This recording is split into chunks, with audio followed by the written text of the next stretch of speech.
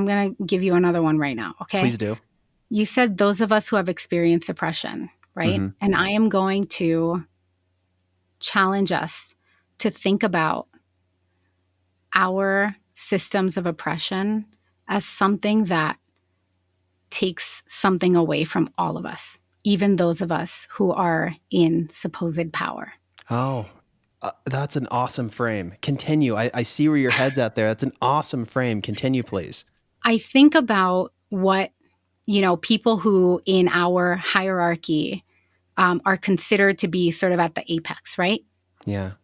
And what they lose by participating in this system, right? The humanity that they lose, the connection that they lose, right? When we talk about justice, and when we talk about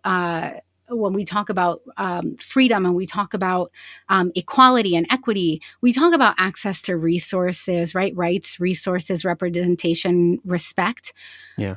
But we don't talk about the flip side of that coin, which is what we give up in order to get those things. Mm. Right. And whether you are someone who, who has a marginalized identity, or whether you are someone who shares identities that are not marginalized, right? You are still giving up some of your humanity in order to live and thrive in a system that is inherently oppressive. And we know that people feel this. Even if they can't put a name to it, the same way that you couldn't put a name to your racial trauma, even if people can't put a name to it, they know something is missing. Debbie Irving says, I knew there was an elephant in the room. I just didn't know it was me.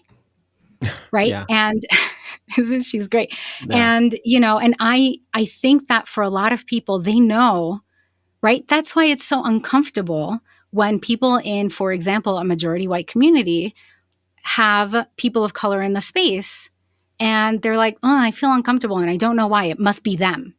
No, it is a society that has kept you segregated, so you don't have to think about the loss of humanity that you have had to endure in order to be okay with this oppression. And so when we talk about the value of justice, of liberation, when we talk about that stuff, we're not just talking about, okay, we need to restore what's right for people of color or for gender diverse people, or, we're not just talking about that. We're talking about restoring all of our humanity, each and every one of us, all of our connection, all of our compassion. We all stand to gain when we focus on how our systems of oppression have taken something away from all of us. Anyway, that's how I feel about that. I don't know if we go on from here. So I don't know if there is a more powerful statement that has been said to this conversation than just that, because I think about, Dr. Martin Luther King, and he made that circle big enough for all of us. And you just did that as well in this concept of, it's not just affecting me and my community and the people that I interact with. It affects all of us, right? It really, truly does. And I love that you said it robs us from humanity, because it does. It does. So much so. Yeah.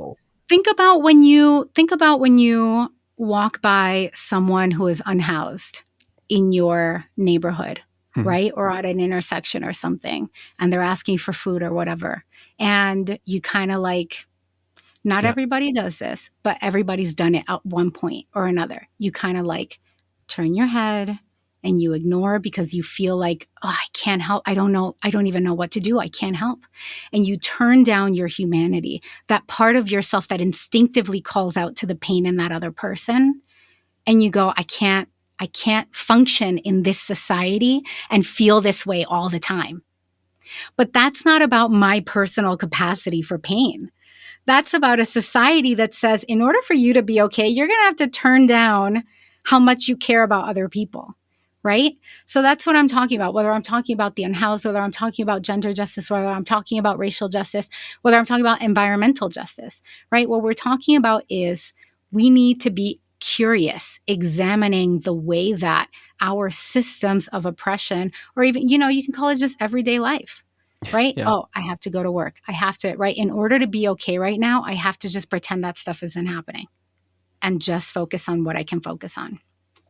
We all have to do it. We all have to turn down our humanity in order to survive in an oppressive system.